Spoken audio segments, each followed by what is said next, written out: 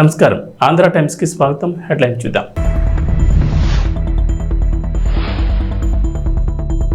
చంద్రబాబు సంచలన వ్యాఖ్యలు. 500, 200 నోట్లు రద్దు చేసి డిజిటల్ కరెన్సీ తీసుకురావాలని అభిప్రాయం వ్యక్తం చేసిన ముఖ్యమంత్రి.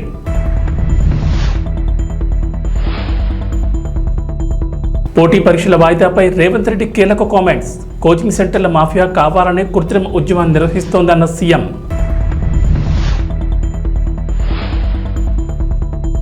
తెలంగాణకు కొత్త డీజీపీ, సీనియర్ ఐపీఎస్ జితేందర్కు ఛాన్స్.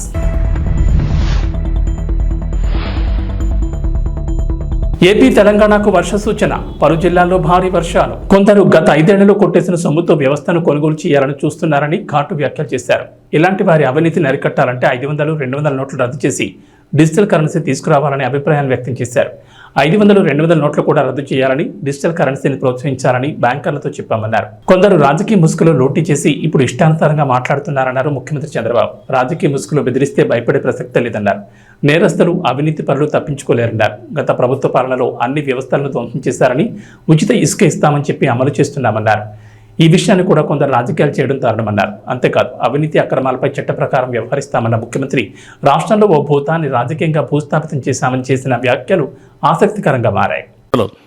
5 ఏళ్లు సంపాదించిన డబ్బులు ఉంది, ఏ వ్యవస్థనైనా కొనే శక్తి ఉంది, ఆ వ్యవస్థను కొనే పరిస్థితికి వస్తారు. అందుకే మార్నింగ్ కూడా బ్యాంకర్స్ అని చెప్పాను, 200, 500 రూపాయలు రద్దు చేయండి, క్యాష్లెస్ విలేజెస్ ఉండేట్టుగా ఎక్కడ చూసినా డిజిటల్ కరెన్సీ ప్రమోట్ చేయండి మీరు అని చెప్పాం. అవన్నీ ఏంటి మనం చెప్పేట లాంగ్ టర్మ్లో ఒక వాల్యూ బేస్డ్ ఇవన్నీ. కానీ ఇప్పుడు ఎట్లా ఫేస్ చేయాలి? ఆంధ్రప్రదేశ్లో టీచర్ల అటెండెన్స్కి సంబంధించి సోషల్ మీడియాలో ప్రచారం జరుగుతోంది. రాష్ట్రంలో టీచర్లు ఫేషియల్ రికగ్నైజ్డ్ అటెండెన్స్ విధానంలో హాజరు నమోదు చేయాలంటూ ఊహాగానాలు మొదలయ్యాయి. సోషల్ మీడియా వేదికగా కొందరు ఓ పోస్టును వైరల్ చేస్తున్నారు. ఏపీలో టీచర్లకు కూటమి ప్రభుత్వం షోకాజ్ నోటీసులు ఇస్తున్నారని ఆరోపించారు. ఫేషియల్ రికగ్నైజ్డ్ అటెండెన్స్ విధానంలో హాజరు నమోదు చేయని టీచర్లపై చర్యలు తీసుకునేందుకు సమాయత్తం అవుతున్నట్లు ప్రచారం చేస్తున్నారు. ఫేషియల్ రికగ్నైజ్డ్ అటెండెన్స్ ఖచ్చితంగా కఠినంగా అమలు చేయాలని పాఠశాల విద్యాశాఖ అధికారులు ఆదేశాలు ఇచ్చారని కూటమి ప్రభుత్వంపై ఉపాధ్యాయులు మండిపడుతున్నట్లు ప్రచారం చేస్తున్నారు. ఈ సోషల్ మీడియా ప్రచారంపై ఏపీ ఫ్యాక్ట్ చెక్ టీం స్పందించింది. టీచర్ల అటెండెన్స్ సంబంధించి ఎటువంటి ఉత్తర్వులు ఇవ్వలేదు, ఇది అవాస్తవమని ఎక్స్ వేదికగా క్లారిటీ ఇచ్చింది. అలాగే టీడీపీ కూడా ఇదే అంశంపై స్పందించింది. ఏపీ ప్రభుత్వం నుంచి ఇలాంటి ఉత్తర్వులు ఏది ఇవ్వలేదు. గతంలో ఫేషియల్ రికగ్నైజ్డ్ అటెండెన్స్ తెచ్చి ఉపాధ్యాయులను పీక్కుతుంది వైఎస్ జగన్. తనని ఓడించిన ఉపాధ్యాయులపై తాడేపల్లి కొంపలో కూర్చుని ఫేక్ చేస్తూ ఈ రకంగా తన సైకోతనం చూపిస్తున్నాడంటూ ట్వీట్ చేశారు. ఈ తప్పుడు ప్రచారాన్ని టీచర్లు నమ్మొద్దని కోరారు. ఆంధ్రప్రదేశ్ ప్రభుత్వం మరోసారి ప్రజల ప్రశంసలు అందుకుంది. మంత్రి చొరవతో రైతు సమస్యను 3 గంటల్లోనే పరిష్కరించారు. కడప జిల్లా కాజీపేట మండలం నాగతానిపల్లికి చెందిన రైతు గంగయ్య పొలంలో విద్యుత్ తీగలు నేలను తాకాయి. ఈ కరెంటు తీగలు పొలం పనులు చేసేటప్పుడు ప్రమాదకరంగా మారాయి. దీంతో తప్పనిసరి పరిస్థితుల్లో కుటుంబ సభ్యుల ద్వారా తీగలను కర్రలతో పైకెత్తేవారు. తర్వాత తీగల్ని అలా వదిలేవారు. ఈ సమస్యను 3 ఏళ్లుగా ప్రజాప్రతినిధులు, ఏఎస్పీ, డీసీఎల్ అధికారుల దృష్టికి తీసుకెళ్లినా పట్టించుకోలేదని రైతు ఆరోపించారు. తాజాగా వర్షాలు పడడంతో రైతు గంగయ్య పొలంలో దుక్కు చేయడానికి మంగళవారం ఉదయం వెళ్లారు. మళ్లీ తీగలను కుటుంబ సభ్యులు పైకెత్తి దుక్కు చేశారు. ఈ క్రమంలో దారిని వెళ్తున్న కొందరు ఫోటోలు తీసి సోషల్ మీడియాలో పోస్ట్ చేయడంతో వైరల్ అయింది. ఈ విషయం విద్యుత్ శాఖ మంత్రి గొట్టిపాటి రవికుమార్ దృష్టికి తీసుకెళ్లారు. వెంటనే స్పందించిన మంత్రి ఆ జిల్లా ఏఎస్పీ, డీసీఎల్ ఎస్సీ రమణతో ఫోన్లో మాట్లాడారు. ఈ సమస్యను వెంటనే పరిష్కరించాలని ఆదేశించారు. వెంటనే అధికారుల సిబ్బంది ద్వారా విద్యుత్ స్తంభాన్ని పొలానికి పంపించారు. స్తంభాన్ని ఏర్పాటు చేసి 3 గంటల వ్యవధిలోనే తీగలను సరిచేయించారు. మంత్రి గొట్టిపాటి రవికుమార్ చూపించిన చొరవను చూసి రైతన్న ఆనందం వ్యక్తం చేశారు. తెలంగాణలో టీచర్ పోస్టులను భర్తీ చేసేందుకు ప్రభుత్వం చేపట్టిన డిఎస్సీని వాయిదా వేయాలంటూ పలువురు విద్యార్థులు ఆందోళన చేస్తున్న సంగతి తెలిసిందే. పోస్టుల సంఖ్య పెంచడంతో పాటు 3 నెలల పాటు డిఎస్సీని వాయిదా వేయాలని డిమాండ్ చేస్తున్నారు. ఈ మేరకు ఉస్మానియా విద్యార్థి సంఘాల ఆధ్వర్యంలో నిరుద్యోగులు ధర్నాలు చేస్తుండగా ప్రస్తుతం ఈ వ్యవహారం పొలిటికల్ టర్న్ తీసుకుంది. డిఎస్సీ వాయిదా వేసి తీరాల్సిందేనని బీఆర్ఎస్ వర్కింగ్ ప్రెసిడెంట్ కేటీఆర్ కూడా డిమాండ్ చేశారు. ఈ నేపథ్యంలో పోటీ పరీక్షల వాయిదాపై సీఎం రేవంత్ రెడ్డి కీలక కామెంట్స్ చేశారు. మంగళవారం మహబూబ్నగర్ సభలో మాట్లాడిన రేవంత్ పోటీ పరీక్షల వాయిదా డిమాండ్ వెనక కుట్ర కోణం దాగి ఉందన్నారు. పోటీ పరీక్షలు వాయిదా వేయించాలని, కోచింగ్ సెంటర్ల మాఫియా కావాలని కృత్రిమ ఉద్యమాన్ని నిర్వహిస్తుందన్నారు. 2-3 నెలల పాటు పోటీ పరీక్షలను వాయిదా వేయిస్తే 100 కోట్లకు పైగా ఫీజుల రూపంలో సంపాదించనే ఆలోచనతో పలు కోచింగ్ సెంటర్ల నిర్వాహకులు ఉన్నారన్నారు. అందుకే విద్యార్థులను ఉసుకొల్పి వారితో కృత్రిమ ఆందోళన చేయిస్తున్నారని విమర్శించారు. అడ్డుపడకుండా చేతనైతే సహకరించు, చేత కాకపోతే ఆ ఫామ్ హౌస్లో పడుకొని ఏడువు తప్ప ఇంకా కాళ్ళ కట్టెబెట్టాలని తండ్రి, కొడుకులు, మామ, అల్లుళ్ళు చూస్తున్నారు. పాతకాలం లాగా లేరు మా కార్యకర్తలు. ఎవడైనా ఈ ప్రభుత్వానికి కాళ్ళ కట్టెబెట్టాలని చూస్తే ఈపులు విమానమూతం అవుతాయని చెప్పి నేను ఈ సందర్భంగా చెప్పదలుచుకున్నా. దాకా వస్తే కానీ తెలియదు అన్నట్టుగా ఇవాళ కేసీఆర్ దాకా వస్తే కానీ కేసీఆర్కు తెలుస్తలేదు. ఇవాళ ఢిల్లీకి పోయి 4 రోజుల నుంచి హరీష్ రావు కేటీఆర్ మోడీ చుట్టూతా పిల్లి తిరిగినట్టు తిరుగుతున్నారు. ఏదో ఒకటి చెయ్యి మమ్మల్ని ఎట్లన్నా కాపాడు అని. కాంగ్రెస్ పార్టీ కార్యకర్తల్ని సతాయించినోడు ఎవడైనా లెక్క చెప్పాల్సిందే.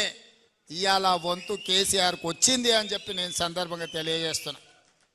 అందుకే మిత్రులారా, ఇవాళ ఈ వేదిక మీద నుంచి తెలంగాణ రాష్ట్రంలో ఉన్న నిరుద్యోగ యువకులకు నేను ఒక మాట చెప్పదలుచుకున్నా. 10 ఏళ్ళు ఆనాడు తెలంగాణ ఉద్యమంలో తెలంగాణ రాష్ట్రం కోసం కొట్లాడి 10 ఏళ్ళు తెలంగాణ రాష్ట్రం వచ్చినాక మీ ఉద్యోగాల కోసం ఉపాధి కోసం కొట్లాడిండ్రు. ఆ 20 ఏళ్లలో ఏ నియామకాలు జరగలేదు. కానీ కాంగ్రెస్ అధికారంలోకి వచ్చిన వెంటనే 90 రోజుల్లో 30,000 ఉద్యోగ ఖాళీలు భర్తీ చేసి నిరుద్యోగ యువకులకు ఉద్యోగాలు ఇచ్చింది కాంగ్రెస్ పార్టీ కాదా? మాకు తెలుసు ఆ బాధ ఏందో. ఉద్యోగాల కోసం పిల్లలు ఎట్లా కష్టపడుతున్నారో తెలుసు కాబట్టే 90 రోజుల్లో 30,000 ఉద్యోగాలు ఇచ్చినాం. ఇదే కాకుండా ప్రభుత్వ ఉద్యోగస్తులకు ఎప్పుడు జీతం వస్తుందో తెలియని పరిస్థితి నుంచి ప్రతి నెల 1వ తారీఖు నాడు ఇవాళ ప్రభుత్వ ఉద్యోగస్తులకు జీతభత్యాలు ఇచ్చే పరిస్థితి కాంగ్రెస్ పార్టీ తీసుకొచ్చింది. ఇదే కాదు, డిఎస్సి నోటిఫికేషన్ గ్రామాలలో, తండాలలో, గూడాలలో పేదోళ్ళ పిల్లలు చదువుకోవాలి, టీచర్ల నియామకాలు చేపట్టాలి అని డిఎస్సి నోటిఫికేషన్ ఇచ్చి 11,500 ఉద్యోగ ఖాళీలు భర్తీ చేయడానికి ఇవాళ పరీక్షలు పెడితే ప్రతి తలమాసినోడు వచ్చి డిఎస్సి పరీక్షను పోస్ట్ పోన్ చేయమంటారు. నేను అడగదలుచుకుని ఈ వేదిక మీద నుంచి 10 ఏళ్ళ డిఎస్సి నోటిఫికేషన్ ఇయ్యనందుకే కదా పిల్లలు కొట్లాడింది, పరీక్షలు పెట్టమన్నది. 2022లో నోటిఫికేషన్ ఇస్తే ఇప్పటి వరకు పరీక్షలు జరగలేదు, పెట్టమనే కదా అన్నది. మనం క్యాలెండర్ డేట్ ప్రకారం ఇవాళ డిఎస్సి నోటిఫికేషన్ ఇచ్చి పరీక్షలు పెడుతుంటే కొంతమంది టీఆర్ఎస్ సన్నాసులు పరీక్షలు రాయనోళ్లను, చదువు రానోళ్లను ఇవాళ ప్రభుత్వం పరీక్షలు వేయాలంటారు. గ్రూప్ 1 పరీక్షలు వాయిదాలు వేయాలంటారు. 2022లో ఆనాడు 1:50 లాగా నోటిఫికేషన్ ఇచ్చి పరీక్షలు పెట్టాలనుకున్నారు. పెట్టిన పరీక్షల ప్రశ్న పత్రాలు జిరాక్స్ సెంటర్లలో ఎక్కడ పడితే అక్కడ చౌరస్తాలలో పల్లి బఠానీలు అమ్మినట్టు అమ్మితే పరీక్షలు రద్దయిపోయినాయి. మనం వచ్చిన వెంబడే గ్రూప్ 1కు నోటిఫికేషన్ ఇచ్చి ప్రిలిమినరీ ఎగ్జామ్స్ మొత్తం నిర్వహించి సరైన సమయంలో 4 లక్షల మంది విద్యార్థులు పరీక్షలకు అప్లికేషన్లు పెట్టి 3 లక్షల మంది పరీక్షలు రాసి నిన్నగాక మొన్న 31,000 మందిని ఈ పరీక్షలకు పాస్ చేసి గ్రూప్ 1లో ప్రిలిమినరీ రిజల్ట్స్ ఇచ్చినాం. ఇప్పుడు మెయిన్ ఎగ్జామ్స్ మనం పెట్టాలంటే 1:50 కాదు 1:100 విలువని అంటారు. అంటే ఒక ఉద్యోగం ఉంటే 50 మందిని ప్రాథమిక పరీక్షలలో పాస్ చేసి మెయిన్ ఎగ్జామ్స్కు పిలుస్తామని చెప్పినాం. సగం దూరం వచ్చినాక ఇప్పుడు 50 కాదు 100 మంది పిలువ అంటున్నాం. ఏందయ్యా ఈ దొంగన కొడుకుల ఆలోచన అంటే 1:100 పిలువంగానే కోర్టు స్టే ఇస్తుంది, పరీక్షలు రద్దు చేస్తుంది. నువ్వు నోటిఫికేషన్లా 1:50 ఇచ్చి పరీక్షలు అయిపోయినాక 1:100 ఎట్లా పిలుస్తావు? ఒక ఉద్యోగానికి 50 బదులు ఒక ఉద్యోగానికి 100 మందిని ఎట్లా పిలుస్తావు? అది తప్పు అని కోర్టు పరీక్షల్ని రద్దు చేస్తుంది. మళ్ళీ మొదటి నుంచి మొదలు పెడితే మళ్ళీ ఏడాది పోతుంది. 2011లో నోటిఫికేషన్ గ్రూప్ 1 ఇస్తే ఇప్పటి వరకు 13 ఏళ్ళలో ఇంతవరకు పరీక్షలు జరగలే, నియామకాలు చేయలే. వయసులో ఉన్న పిల్లగాడు మధ్య వయసుకు వచ్చాడు, పెళ్ళైనోనికి పిల్లలు అయిన వాళ్ళ పిల్లలు బడికి పోతున్నారు, పరీక్షలు మాత్రం పూర్తి కాలే. నేను ఏదైనా చేసి డిసెంబర్ లోపల పరీక్షలు చేసి దాదాపుగా 1000 మంది గ్రూప్ 1 ఆఫీసర్లను తెలంగాణ రాష్ట్ర నిర్మాణంలో ఫలితాలు ఇచ్చి వాళ్ళను అధికారులను చేయాలని నేను చూస్తుంటే ఈ దొంగలంతా గూడు పుటాని చేసి ఆ పరీక్షలు పోస్ట్ పోన్ చేయమంటారు. ఇట్లనే గ్రూప్ 2 కూడా, అట్లనే గ్రూప్ 3 కూడా దానికి ఒక 5 లక్షల మంది, దీనికి ఒక 5 లక్షల మంది పరీక్షలకు ఈరోజు హాజరుగానికి అప్లికేషన్లు పెట్టుకోరు. తెలంగాణలో ఎన్నికల హడావుడి ముగియడంతో పాలనపై సీఎం రేవంత్ రెడ్డి దృష్టి పెట్టారు. ఇందులో భాగంగా పలువురు ఐఏఎస్, ఐపీఎస్ అధికారుల బదిలీలను చేపట్టారు. ఇప్పటికే పలు శాఖలకు కొత్త చీఫ్ సెక్రటరీని నియమించారు. తాజాగా రాష్ట్రానికి కొత్త డీజీపీని నియమించేందుకు రెడీ అయినట్లు తెలిసింది. అసెంబ్లీ ఎన్నికల రిజల్ట్స్ వరకు తెలంగాణ డీజీపీగా అంజన్ కుమార్ ఉండగా క్రమశిక్షణ చర్యల్లో భాగంగా ఆయన స్థానంలో రవిగుప్తాను కేంద్ర ఎన్నికల సంఘం డీజీపీగా నియమించింది. ప్రస్తుతం రవిగుప్తానే రాష్ట్ర డీజీపీగా కొనసాగుతుండగా ఆయన స్థానంలో సీనియర్ ఐపీఎస్ అధికారి జితేందర్ను డీజీపీగా నియమించారని సీఎం రేవంత్ రెడ్డి భావిస్తున్నారట. ఇప్పటికే సీఎం రేవంత్ నిర్ణయం తీసుకోగా నేడు అధికారికంగా ఉత్తర్వులు వెలువడే ఛాన్స్ ఉంది. డీజీపీతో పాటు పలువురు సీనియర్ ఐపీఎస్లు కూడా నేడు స్థానచలనం ఉంటుందని వార్తలు వినిపిస్తున్నాయి. ఇక జితేందర్ ఐపీఎస్ విషయానికి వస్తే ఆయన స్వస్థలం పంజాబ్లోని జలంధర్. సామాన్య రైతు కుటుంబంలో జన్మించిన జితేందర్ 1992 ఐపీఎస్ బ్యాచ్ అధికారి. శిక్షణ తర్వాత ఏపీ క్యాడర్కి ఎంపికైన జితేందర్ మొదటి పోస్టింగ్లో నిర్మల్ ఏఎస్పీగా పనిచేశారు. ఆ తర్వాత బెల్లంపల్లి అదనపు ఎస్పీగా విధులు నిర్వర్తించారు. అనంతరం నక్సల్స్ ప్రభావం ఎక్కువగా ఉన్న మహబూబ్ నగర్తో పాటు గుంటూరు జిల్లాల ఎస్పీగా సమర్థవంతంగా విధులు నిర్వర్తించారు. అనంతరం డిప్యూటేషన్పై ఢిల్లీ సిబిఐలో 2004-2006 వరకు గ్రేహాన్స్లో విధులు నిర్వహించారు. ఆ తర్వాత డీఐజీగా ప్రమోషన్ పొంది విశాఖపట్నం రేంజ్ డీఐజీగా బాధ్యతలు చేపట్టారు. తెలంగాణ ప్రభుత్వం పంట పెట్టుబడి సాయం అందిస్తున్న సంగతి తెలిసిందే. గత బీఆర్ఎస్ ప్రభుత్వం రైతు బంధు పేరుతో ఎకరాకు 10,000 అందించిన సంగతి తెలిసిందే. ఖరీఫ్, రబీ సీజన్లలో 2 విడతలుగా రైతుల అకౌంట్లలో పంట పెట్టుబడి సాయం కోసం ప్రభుత్వం జమ చేసింది. అయితే కాంగ్రెస్ ప్రభుత్వం రైతు భరోసా పేరుతో కొత్త పథకాన్ని తీసుకొచ్చి ఈ మొత్తాన్ని 15,000కు పెంచింది. ఈ వర్షాకాలం సీజన్ నుంచి పంట సాగు చేస్తే రైతుల అకౌంట్లలో డబ్బులు జమ చేసేందుకు రెడీ అయింది. అందుకు కార్యాచరణ కూడా రూపొందించింది. ఈ నేపథ్యంలో రేవంత్ సర్కార్ కీలక నిర్ణయం తీసుకుంది. పథకం అమలు కోసం విధి విధానాల రూపకల్పనకు వేగంగా అడుగులు వేస్తోంది. అందులో భాగంగా అప్పటికే ఈ పథకంపై మంత్రివర్గ ఉపసంఘాన్ని ఏర్పాటు చేశారు. తాజాగా హైదరాబాద్ మినహా మిగిలిన ఉమ్మడి జిల్లాల వారీగా ప్రత్యేక వర్క్షాప్ నిర్వహించేందుకు మంత్రివర్గ ఉపసంఘం రెడీ అయింది. తెలంగాణ వ్యవసాయ శాఖ మంత్రి తుమ్మల నాగేశ్వరరావు సొంత జిల్లా ఖమ్మం నుంచి ఈ ప్రత్యేక కార్యక్రమాన్ని ప్రారంభించనున్నారు. డిప్యూటీ సీఎం మల్లుపట్టి విక్రమార్క ఆధ్వర్యంలో ఏర్పాటైన మంత్రుల ఉపసంఘంలో మంత్రులు తుమ్మల నాగేశ్వరరావు, పొంగులేటి శ్రీనివాసరెడ్డి, శ్రీధర్ బాబు సభ్యులుగా ఉన్నారు. వారితో పాటు ఉమ్మడి ఖమ్మం జిల్లా ఇన్ఛార్జ్ మంత్రి హోదాలో రోడ్డు భవనాల శాఖ మంత్రి కోమటిరెడ్డి వెంకటరెడ్డి సైతం ఈ వర్క్షాప్లో పాల్గొనున్నారు. 5 ఏళ్ల క్రితం వెళ్లిపోయిన పరిశ్రమలన్నీ తమ ప్రభుత్వం వచ్చిన తర్వాత తిరిగి రాష్ట్రానికి వస్తున్నాయని రాష్ట్ర పరిశ్రమలు, వాణిజ్యం, ఫుడ్ ప్రాసెసింగ్ శాఖ మంత్రి టీజీ భరత్ అన్నారు. కర్నూలులోని ఆర్టీసీ బస్టాండ్లో 6 నూతన బస్సులను ఎంపీ నాగరాజ్తో కలిసి ఆయన ప్రారంభించారు. అనంతరం మంత్రి టీజీ భరత్ మాట్లాడుతూ చంద్రబాబు నాయుడు అంటేనే అందరికీ ఒక నమ్మకం అన్నారు. 5 ఏళ్ల క్రితం గన్నవరం నుంచి వెళ్లిపోయిన అశోక్ లేలాండ్ యూనిట్ మళ్లీ తమ యూనిట్ను ప్రారంభించేందుకు ముందుకొచ్చిందన్నారు. దీంతో పాటు ఇంకా ఎన్నో పరిశ్రమలు రాష్ట్రానికి రానున్నట్లు చెప్పారు. ఇక కర్నూలు ఆర్టీసీ బస్టాండ్ను రాష్ట్రంలోనే బెస్ట్ బస్టాండ్గా తీర్చిదిద్దేందుకు కృషి చేస్తామన్నారు.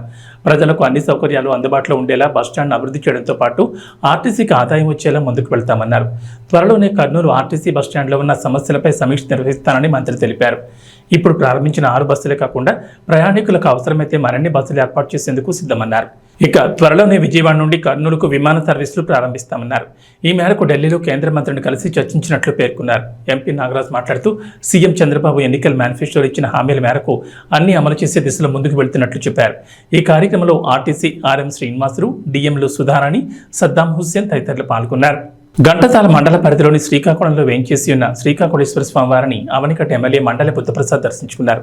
అత్యధిక మెజార్టీతో అవనిగడ్డ నియోజకవర్గం నుంచి శాసనసభ్యునిగా విజయం సాధించిన తర్వాత తొలిసారిగా దేవస్థానానికి వచ్చిన బుద్ధప్రసాద్ను ఆలయ సహాయ కమిషనర్ నల్లం సూర్యచక్రధర్రావు ఘనస్వాగతం పలికారు. బుద్ధప్రసాద్ గ్రామీణ యువజన వికాస్ సమితి అధ్యక్షులు, యువ నాయకులు మండలి వెంకట్రాములు స్థానిక నేతలతో కలిసి శ్రీ స్వామివారిని దర్శించుకోగా ఆలయ పండితులు వారికి ప్రత్యేక పూజలు నిర్వహించారు. బుద్ధప్రసాద్, వెంకట్రాములను సహాయ కమిషనర్ చక్రధర్రావు ఆలయ మర్యాదలతో ఘనంగా సత్కరించగా ఆలయ పండితులు వేదాశీర్వచనం అందించారు. అనంతరం ఆలయ ప్రాంగణంలోని శ్రీకృష్ణదేవరాయల విగ్రహానికి బుద్ధప్రసాద్, మండలి వెంకట్రామ్, చక్రధర్రావులు పూలమాలలతో నివాళులర్పించారు. ఈ కార్యక్రమంలో తెలుగుదేశం పార్టీ మండల అధ్యక్షులు తుమ్మల చౌదరి బాబు, తెలుగు యువత రాష్ట్ర కార్యనిర్వాహక కార్యదర్శి తాడికొండ వెంకటేశ్వరరావు, సీనియర్ నాయకులు పరుచూరి సుభాష్ చంద్రబోస్, సూపరింటెండెంట్ పొప్పన సత్యనారాయణతో పాటు ఘంటసాల మండలంలోని సర్పంచులు, ఎంపీటీ సభ్యులు, కూటమి పార్టీ నాయకులు, కార్యకర్తలు పెద్ద సంఖ్యలో పాల్గొన్నారు.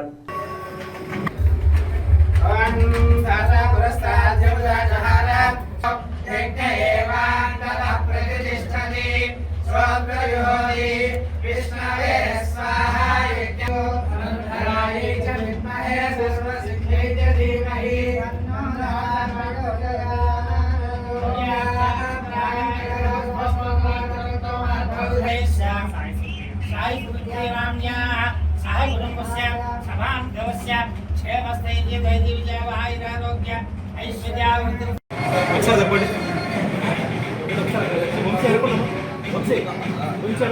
ప్రపంచంలో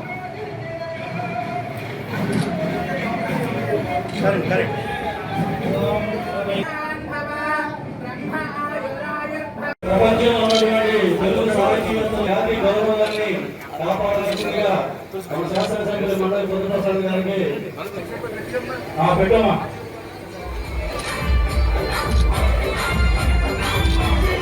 కామెడీ పేరుతో సోషల్ మీడియాలో చిన్నపిల్లలపై నీచమైన కామెంట్లు చేసి రాక్షస ఆనందం పొందిన యూట్యూబర్ పి హనుమంతుపై రోజురోజుకి ఆగ్రహజ్వాలలు పెరిగిపోతున్నాయి.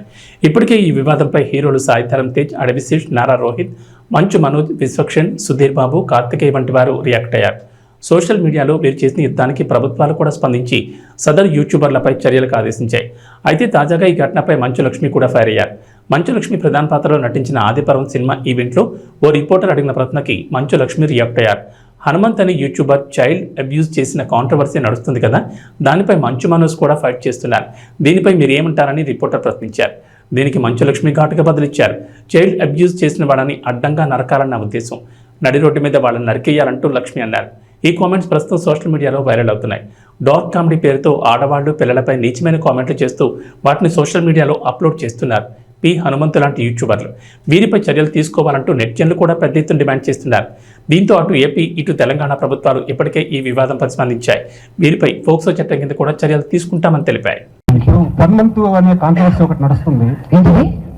పద్మంతు అని కాంట్రవర్సీ ఒకటి నడుస్తుంది. మన మనోజ్ గారు కూడా దాని మీద పెద్ద ఫైట్ చేస్తున్నారు. ఒక చిన్న పాపని అబ్యూజ్ చేసి, చైల్డ్ అబ్యూజ్, ట్రోలర్స్, రోస్టర్స్ అని చెప్పేసి పద్మంతు అనే ఒక ఛానల్ వాళ్ళు, మన మనోజ్ గారు కూడా దాని మీద చాలా సీరియస్ గా ఫైట్ చేస్తున్నారు. చైల్డ్ అబ్యూస్ చేసిన వాళ్ళని అడ్డంగా నరకాలని నా ఉద్దేశం, నది రోడ్డు మీద నరకాలని నా ఉద్దేశం. జింబాబ్వే పర్యటనలో ఆడిన తొలి టీ20 మ్యాచ్లో అనూహ్యంగా తడబడి ఓటమి పాలైన భారత్ రెండో మ్యాచ్లో బలంగా పుంజుకుంది. పరుగుల వరద పారించి 100 పరుగుల తేడాతో విక్టరీ నమోదు చేసింది. ఛాంపియన్ ఆట తీరుతో పత్తికోన జింబాబ్వేను మట్టి కనిపించింది. ఈ నేపథ్యంలో 2 రోజుల విరామం తర్వాత మూడో టీ20 మ్యాచ్కు సిద్ధమైంది. నేడు హరారే వేదికగా సాయంత్రం 4:30 మ్యాచ్ ప్రారంభం కానుంది. తొలి 2 మ్యాచ్లకు దూరమైన యశస్వి జైస్వాల్, సంజు శాంసన్, శివం దుబేలు జట్టులోకి రావడంతో టీమిండియా మరింత బలంగా తయారైంది. అయితే వీరి కోసం ఎవరిని పక్కన పెడతారు అనేది ఆసక్తికరంగా మారింది. తన అంతర్జాతీయ కెరీర్లో ఆడిన 2వ మ్యాచ్లోనే సెంచరీ కొట్టిన యువ ప్లేయర్ అభిషేక్ శర్మ సత్తా చాటాడు. అయితే ప్రస్తుతం జట్టులోకి యశస్వి జైస్వాల్ చేరడంతో అభిషేక్ తుది జట్టులో ఉంటాడా లేదా అన్నది ఆసక్తికరంగా మారింది. ఓపెనర్గా గిల్ రావడం దాదాపు ఖాయం. మరో ప్లేస్ కోసం అభిషేక్ జైస్వాల్ మధ్య పోటీ నెలకొంది. కానీ ఓపెనర్గా జైస్వాల్కు మంచి రికార్డు ఉంది. ఈ నేపథ్యంలో యాజమాన్యం అతని వైపు మొగ్గు చూపే అవకాశం ఉంది. దీంతో అభిషేక్ శర్మ 3వ ప్లేస్లో ఆడే అవకాశం ఉంది. రుతురాజ్ 4వ స్థానంలో బ్యాటింగ్కి వస్తాడు. ధ్రువ్ జురేల్ స్థానంలో సంజు శాంసన్ ఎంట్రీ ఇస్తాడు. రియాన్ పరాగ్ ప్లేస్లో శివం దుబే జట్టులోకి వచ్చే అవకాశం ఉంది. బౌలింగ్ విషయానికి వస్తే ముఖేష్ కుమార్, ఆవేష్ ఖాన్, రవి బిష్నోయ్, వాషింగ్టన్ సుందర్లో సత్తా చాటేందుకు సిద్ధంగా ఉన్నారు. ఇక వాతావరణ విషయానికి వస్తే తెలంగాణ ప్రజలకు హైదరాబాద్ వాతావరణ శాఖ చల్లని కబురు చెప్పింది. ఇవాళ రేపు 2 రోజుల పాటు రాష్ట్రంలో వర్షాలు కురుస్తాయని చెప్పారు. బలమైన నైరుతి రుతుపవనాలతోడు సముద్ర మట్టానికి 3.1 నుండి 7.6 కిలోమీటర్ల మధ్యలో ఆవర్తనం కొనసాగుతుందని వెల్లడించారు. ఏపీ తీరం వద్ద పశ్చిమ మధ్య బంగాళాఖాతాన్ని ఆనుకుని కేంద్రీకృతమైన ఆవర్తనం నేడు బలహీనపడిందన్నారు. దీని ప్రభావంతో తెలంగాణలోని 10 జిల్లాల్లో భారీ వర్షాలు కురుస్తాయన్నారు. అటు ఆంధ్రప్రదేశ్లో వర్షాలు కొనసాగుతున్నాయి. ఉత్తర కోస్తా తీరం మీద ఉన్న ఆవర్తనం ప్రభావంతో కోస్తాంధ్ర, రాయలసీమలో రాబోయే 3 రోజులు తేలికపాటి నుంచి ఓ మోస్తరు వర్షాలు కురిసే అవకాశం ఉందని వాతావరణ శాఖ అంచనా వేసింది. అలాగే పలు చోట్ల ఉరుములతో కొన్ని జల్లులు అనేక చోట్ల కురిసే అవకాశం ఉందని అంటున్నారు. ఉత్తర కోస్తాలో పలు చోట్ల భారీ వర్షాలు కురుస్తాయని, ఈదురుగాలులు గంటకు 30 నుంచి 40 కిలోమీటర్ల వేగంతో వీస్తాయని అంటున్నారు వాతావరణ శాఖ అధికారులు. ఇవి బులెటిన్ విశేషాలు. నమస్కారం.